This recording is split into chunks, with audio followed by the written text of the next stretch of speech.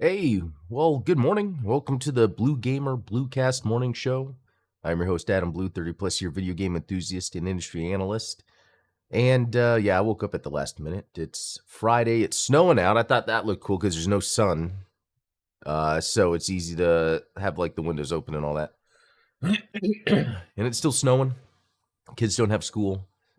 So yeah, that all happens. Well, yeah, morning, Talos and Autonomous. Good to see you guys here. What do we have to talk about today? There's various things, but not one main thing.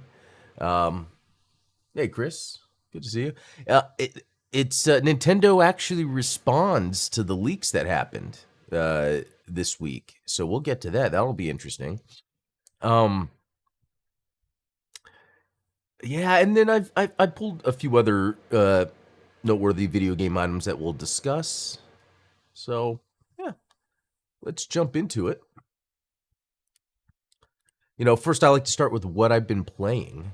And so I talked about a little bit on the Gundam Explained show yesterday with Steven, this Mobile Suit Gundam Climax UC. So here's an example of a game that luckily gets picked up by the Retro Achievements sign-in in the emulator PCSX2. But the game does not have achievements. Luckily, it still logs that I played the game. It doesn't log the time. What is cool, though, is, so what I did for, Godzilla on PS3, was the emulator showed the time, so I was able to actually go in here and put in the playtime. So I'm actually pretty happy with that, because I like to be able to see, okay, how long did it take me to do whatever, because it's odd to think, so I platinumed Godzilla PS3. It took 27 hours, which I think is a long time for that type of game.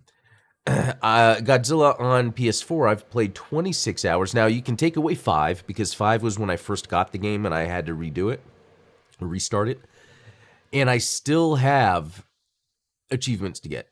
And they're mainly the grindy ones, basically leveling up the kaiju, because the PS4 version has all the other kaiju you could be, the PS3 version doesn't. So that's something I'll be slowly whittling away at as I even jumped into Mobile Suit Gundam Battle Operation 2, because they're giving away some free suits, and I'm trying to warm myself up back to prepare to play it again sometime.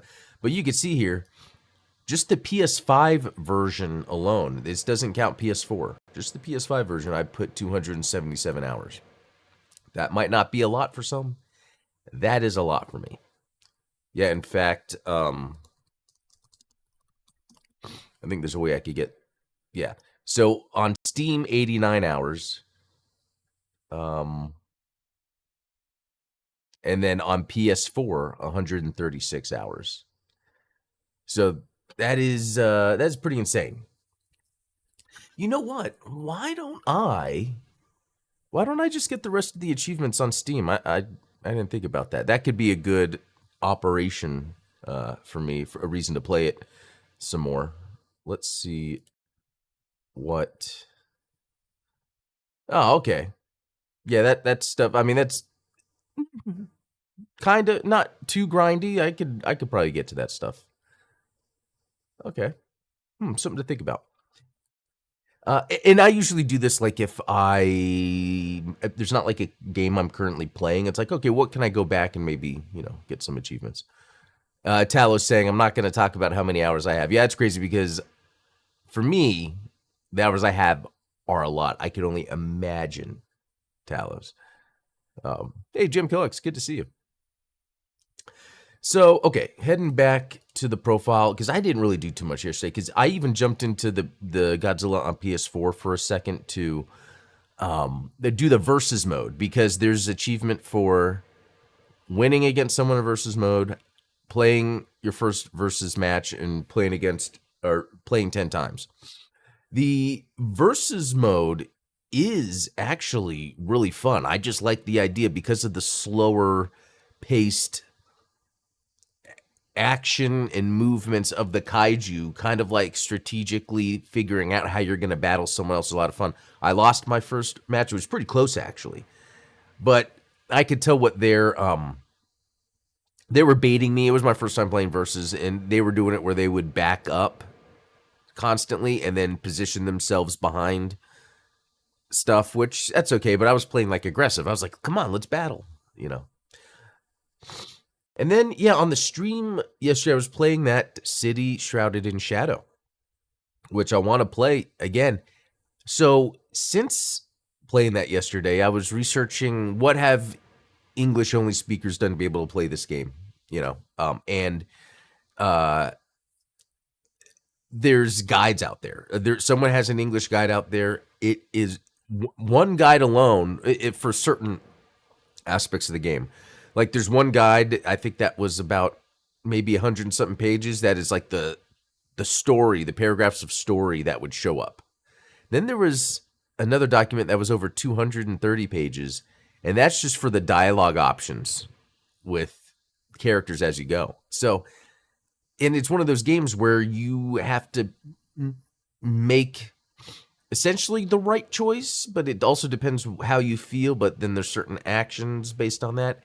And if I am to play it, I might just do like a literal blind playthrough where I'm just selecting random things.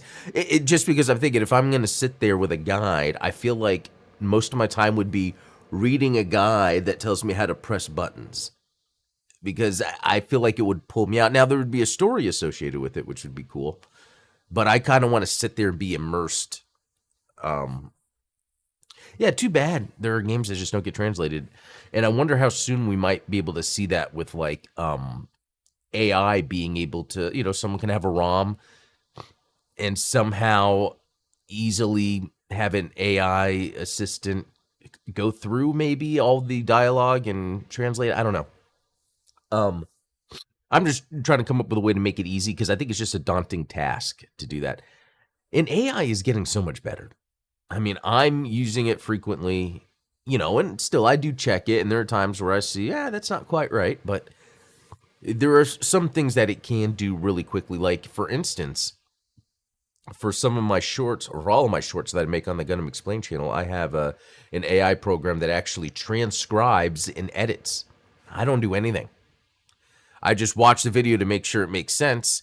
Every once in a while, a word from the Gundam universe won't be spelled correctly, and I'll, you know, correct that. But generally, it does a good job. So,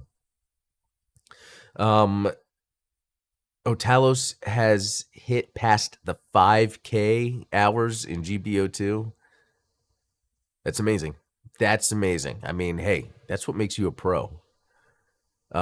Yeah, that tracks. The Granzelli games have a lot of dialogue choices to determine the ending outcomes of events. And it's funny because normally I don't care about games with dialogue and all that and options, but that City Shrouded in Shadow, it's hard to say, was pretty fast paced in that regard, because it was, you were going moment to moment, but then you would come across something, choose the thing, and then move on. But that was pretty good. That would be a useful AI, at least for the neglected games that never get translations. Yeah, I wish like there was something, and that's the other thing. So going back to this, Mobile Suit Gundam Climax UC doesn't need a translation necessarily, but there's no achievements, so no one has bothered with achievements. That means someone would have to, and is that person me? I don't know. I would have to have the time to play through the entire game, and then maybe even multiple times, and kind of map out, okay, what are things considered achievements throughout this game, and then I'd have to document that, and then figure out through the API how to help them create those achievements. But that would need to be done. That should be done for a lot of other games too.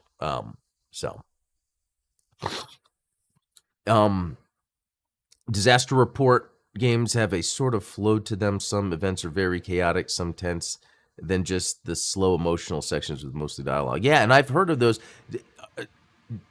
I think they have some of those in English. Is that true? And the Talos looking at UC0081, it does need some translation. Love that game. Yeah, that's an example of one. Also, Missing Link, is it? Am I thinking? Or did that get? Yeah, maybe that. I know there's a couple. There's more than one. There's a lot. Even Crossfire. I don't, not that that needs a translation, but just thinking like I need to play that. There's so many I need to play that are in English that I could get out of the way to prepare for the ones that need to be translated. That's crazy. Okay, Disaster Report 4, Summer Memories is on the PS4. I enjoyed it a lot and need to do my... It's the first one we've got since the PS2 era. Okay. Okay. Pretty cool. I might need to check that out. What I really liked about when I was playing that City Shrouded in Shadow yesterday was how I was running by a car that was on fire, or a tree or something fell, and then it like burned off my jacket. Like I thought that was a cool touch. And I thought the graphics were great. Okay. I guess let's move to news. You know, there's really not too much going on. Let's see. New Sony studio in LA working on groundbreaking AAA. Could be Jason Blundell's next venture. Okay, well, one, who is Jason Blundell? He is best known for his work on the Call of Duty Zombies franchise. Okay. That's cool. The games he's worked on: Starlancer, interesting. X2, Wolverine's, Catwoman, Spider-Man. Okay, so he's been like a Activision guy. And I guess now he's going to Sony. Here's the thing. Here's the thing.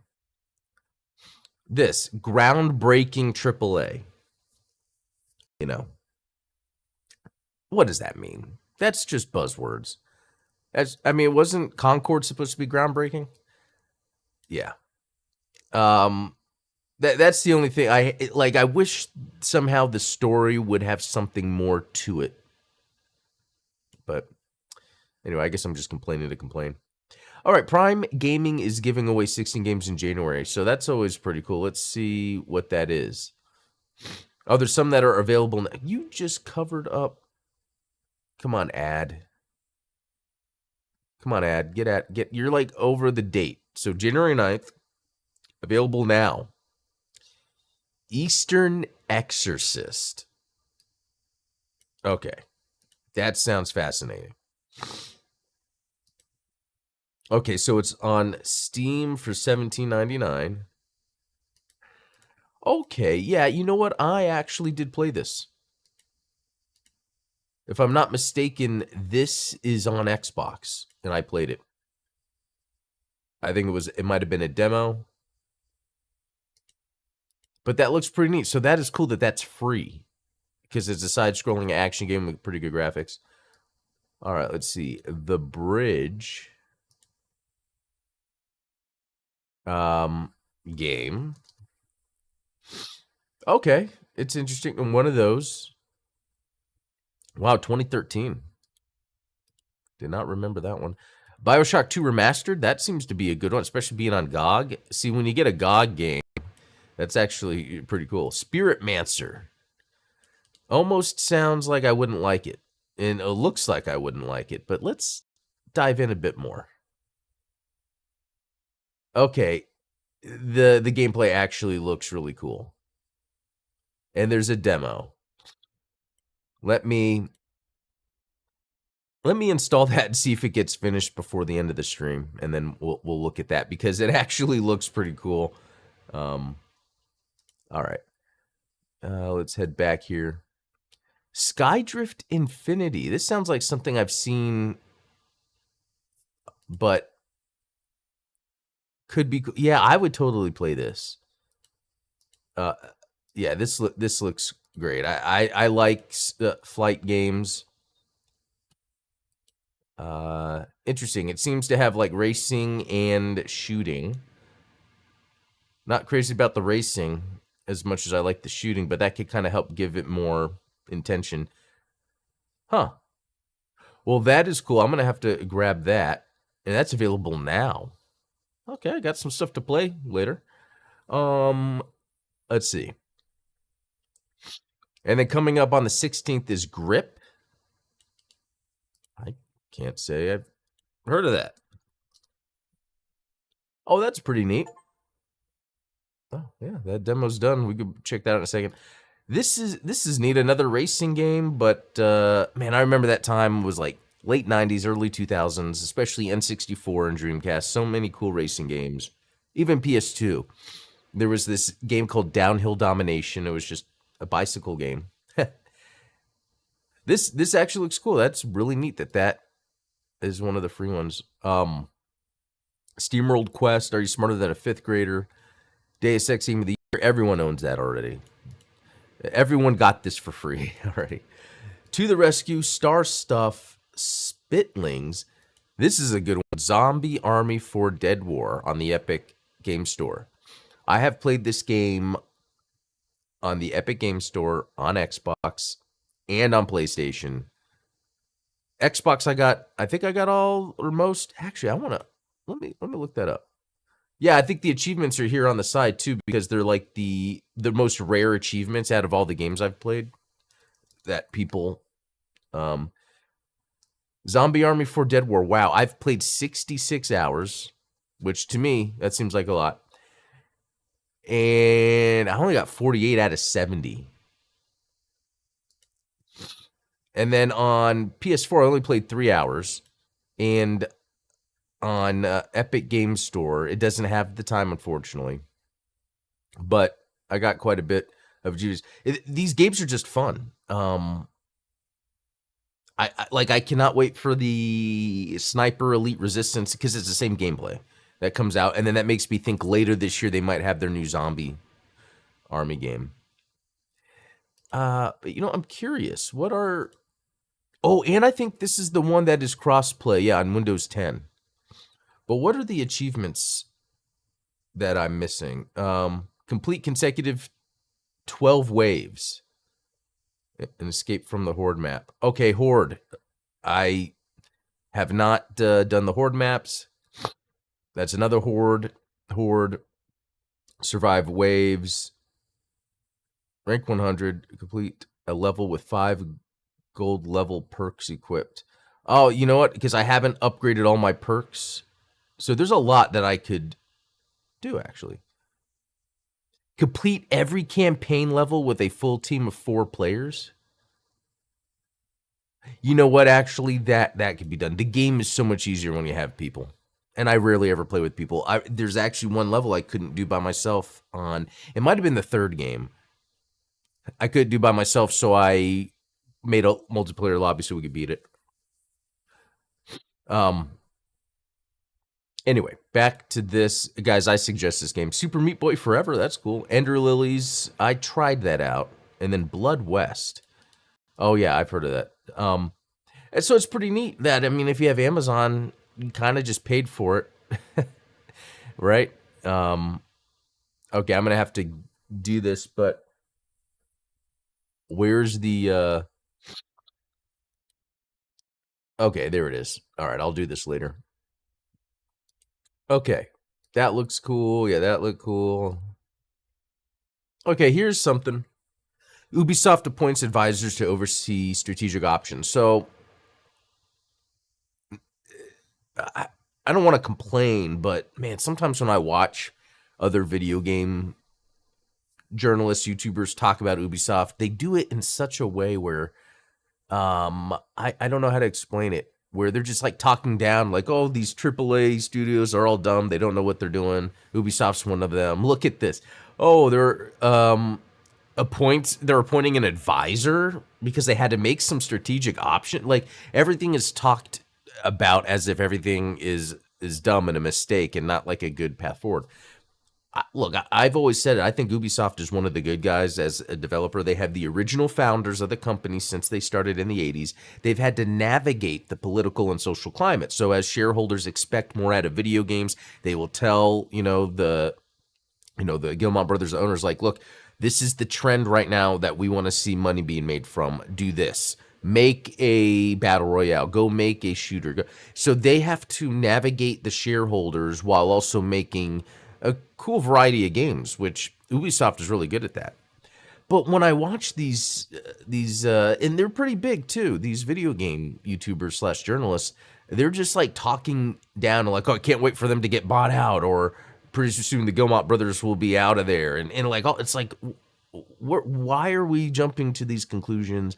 We should be supporting and again, like I think there's where I have a list here, a list of companies so that make money, right? These are the AAA publishers by making money. Sony is number one, but we know Sony's been making a bunch of crazy mistakes, like with Concord, with their library of games, but it's what's going on right now. Tencent just owns all the big ones. And a lot of people talk crap about Tencent just because they're a Chinese company. And I feel like that's just more US propaganda to make you hate another country. Microsoft Gaming, I mean, what's interesting is they're pretty much Activision. Activision got rolled up into them.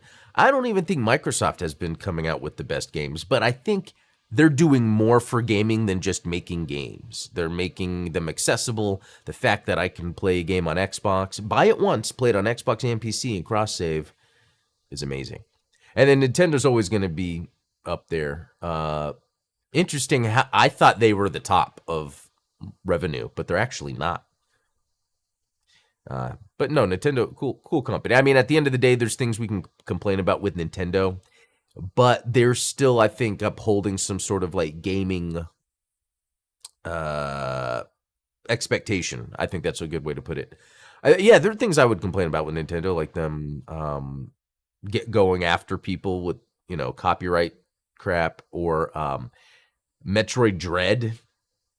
They let that be released. Okay. And then a lot of these games also have a lot of these companies have mobile games. That's the big thing, because like Microsoft has King, they have like the Candy Crush and all that, and that's what's really helping them here. Same with Tencent, they have all those mobile games. Electronic Arts has the soccer. Epic Games has Fortnite. You can't really look at these companies and be like, man, they have all of these different games, but you could look at Ubisoft and be like, wow, they have a lot of different games. The open world Star Wars, they had their own shooter, the Assassin's Creed games, For Honor, the Crew, stuff like it's all very unique and different things. And I think they're trying to navigate that in a world where you have shareholders that are trying to chase trends and you got to listen to them. Anyway, the original founders are still with the company, and I want to keep it that way. I think that's, a good, Tencent is a major media conglomerate, very much loyal to the CCP and its leadership. Alternative Smart, I'm usually, Problem with Ubisoft now is that they've been making a lot of mistakes. Now we're collapsing. Well, that's what I'm talking about. These mistakes it's what all of these companies are going through right now. And it's pretty much the past, 10 years of shareholders, trying to jump on certain trends. Make a battle royale. Let's make something inclusive for the sake of being inclusive instead of, all of these companies are going through this stuff right now.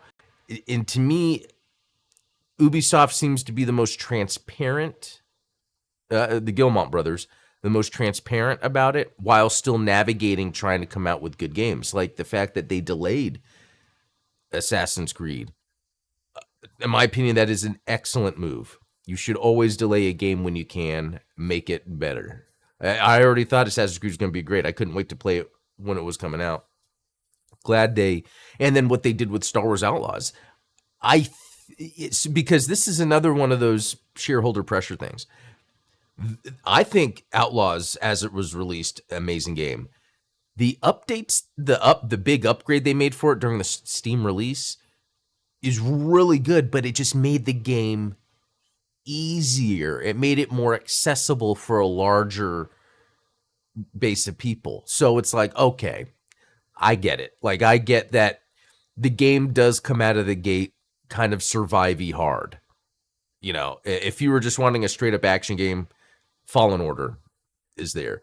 And I think people wanted a straight up action game out of, and the other thing too is, making the main character not look like the actress. And the actress is very good looking, but they change it. And they didn't do that with the other characters. For me, because we've seen that with like Concord and other games, that was kind of a mandated thing. Hey, let's make our characters look more inclusive. I think it comes from a good place. But it's like, let's make our characters look more inclusive because maybe that will attract more gamers. But it just did the opposite. They weren't expecting it.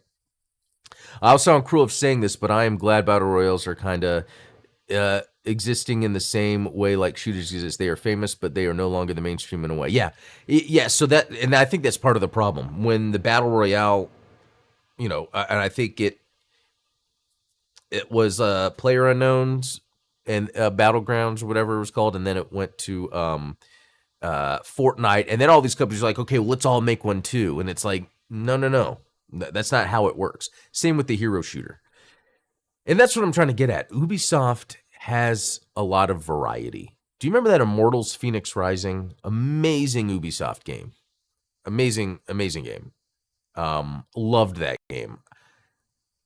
I would say there hasn't been, in my opinion, a game better than that has come out in the past 2 years. And I'm not joking. Like when I do my game of the year list, I'm talking about the games I think were fun and amazing. But I still think Immortals is better. I think Immortals might have been my game of the year one of those years. If it was the same year as Elden Ring, I don't think so. But like and that's the other part I'm getting at. I don't think there have been a lot of amazing games that have come out recently. And I think a lot of it has to do with, I brought this up before. Publishers and developers bouncing back. Okay, COVID happened. The market seemed to shift, so they all jump onto that. But then that's not what people really wanted as it. So there's just been like this double effect of recovering from COVID. And I think that and shareholders on top is what causes this mess. The games have strictly become a business model and not a product for someone. I don't know. I because I love games and the part of it too is as we move forward in the future, how much is it where it's hard to get those interesting experiences anymore? Because kind of like what you were saying, Talos, how now games are just trying to do what the other games did before, and so it's hard to come across something that's new and different. And for me, playing Super Mario World for the first time was amazing. After playing, the original ones. Like even Mario 64 when that came out, like think of how big of a leap in of an experience it was from going from a side-scrolling Mario to a 3D Mario. Or going from Doom on PC to GoldenEye on N64. And then how Halo even doubled down on what a first-person shooter on console could be. In the past 10, 15 years, I don't think I think the closest to that has been the Souls games kind of giving us this sort of open world where we really felt a dread that you didn't really get from older games. I just don't think we get these interesting experiences anymore because they've already been done. And so this is more like a personal problem for me. Let's see. During COVID, there were a lot of new gamers that played games that were popular, but now those people are finding what they want to play. Yeah, they no longer have to play certain things just as an excuse to be social. And that's a big deal because my kids play games exclusively for the social aspect. I think maybe there's a couple games they play on their own, but they're mainly playing things socially. And I've noticed that's a big deal. Yeah, it'd be interesting to go back to look at the games that I played during COVID. I know I played a lot. I always played a lot. You know what? I was going to play the demo of that game, but we're already at time. It was a good discussion. I'm glad for this 30 minutes I was able to have the discussion. It was kind of negative, I guess. I was just kind of like, I don't know. So when as one analyzes the industry, sometimes opinions and judging can come from that. So a lot of times when I am watching, other video game YouTubers talk about different companies or different games, a lot of times it'll be this happened, but then the reaction will be like, well, how stupid was that? Or how dumb is this? Well, this is bad. And sometimes I'm like, okay, why are we jumping to that negative conclusion? These are steps that are being taken. And, part of that has to do with the Ubisoft where they have a new strategic idea moving forward, and they're having someone want to oversee that. I mean, to me, that sounds like they're taking this stuff seriously. Yeah, so I guess that's about it. But things are getting better with 2025. A lot of new announcements have me actually excited for this year. Last year, not as much as now. Yeah, I there's nothing that really has me too excited. Like, there's the new Double Dragon coming, and that Mark of the Wolves sequel. The industry looks grim right now, but I think this will bring rise to new games that are looking more at fun than anything else in experience. Yeah, that's a good way to put it. I do think for a long time it was about the prestige narrative, gritty, real world, look what you have to face. So yeah, going back to just being fun. Yeah, there's that Xenoblade Chronicles X Definitive Edition, and Autonomous, that makes me think that is also going to be on Switch too, and it's going to run better. Yeah, Onimusha reboot, is that this year? That'd be interesting. All right, guys, I'm going to head to work. This was a lot of fun. Have a good weekend. I'll see you later.